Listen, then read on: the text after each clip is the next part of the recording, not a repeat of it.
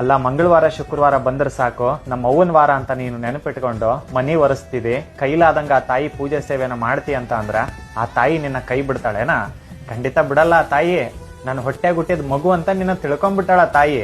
ಯಾಕೆ ಮಾತನ್ನ ಹೇಳಾಕತ್ತೀನಿ ಗೊತ್ತಾ? ಮನ್ಸಿಗೆ ಬಹಳ ದುಃಖ ಮಾಡ್ಕೊಳಕತ್ತಿ, ನನ್ನ ತಾಯಿ ನನಗೆ ಒಳ್ಳೇದ್ ಮಾಡಲ್ಲ ಹೇಳ, ಎಲ್ಲರಿಗೂ ಒಳ್ಳೇದ್ ಮಾಡಕತ್ತಾಳ.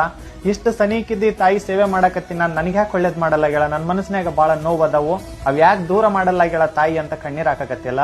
ಹಾಕ್ಬೇಡ, ಆ ತಾಯಿ ಕೈ ಬಿಡಲ್ಲ. ಆ ತಾಯಿ ಯಾರ ಋಣದಾಗ ಕೂಡ ಇರಕ್ಕೆಲ್ಲ. ಆ ತಾಯಿ ಬಯಸಿದವ್ರಿಗೆ ಸೇವೆ ಕೊಡ್ತಾಳೇನಾ? ಇಲ್ಲ, ಆ ತಾಯಿಗೆ ಯಾರು ಇಷ್ಟ ಆಗಿರ್ತಾರ ಅವ್ರಿಗೆ ಸೇವೆ ಕೊಡ್ತಾಳ.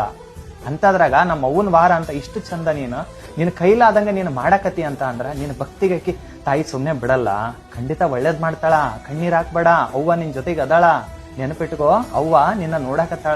ಅಲ್ಲ ಮಂಗಳವಾರ ಶುಕ್ರವಾರ ಬಂದ್ರೆ ಸಾಕು ನಮ್ಮ ಅವ್ವನ ವಾರ ಅಂತ ನೀನು ನೆನಪಿಟ್ಕೊಂಡು ಮನಿ ಒರೆಸ್ತಿದೆ, ಕೈಲಾದಂಗ ಆ ತಾಯಿ ಪೂಜೆ ಸೇವೆನ ಮಾಡ್ತಿ ಅಂತ ಅಂದ್ರ ಆ ತಾಯಿ ನಿನ್ನ ಕೈ ಬಿಡ್ತಾಳೇನಾ?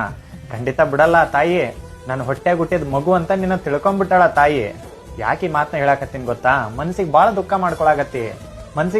ಮಾಡ್ಕೊಳಕತ್ತಿ, ನನ್ನ ತಾಯಿ ನನಗೆ ಒಳ್ಳೇದ್ ಮಾಡಲ್ಲ ಹೇಳ, ಎಲ್ಲರಿಗೂ ಒಳ್ಳೇದ್ ಮಾಡಕತ್ತಾಳ.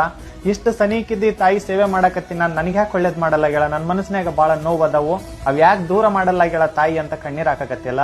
ಹಾಕ್ಬೇಡ, ಆ ತಾಯಿ ಕೈ ಬಿಡಲ್ಲ. ಆ ತಾಯಿ ಯಾರ ಋಣದಾಗ ಕೂಡ ಇರಕ್ಕೆಲ್ಲ.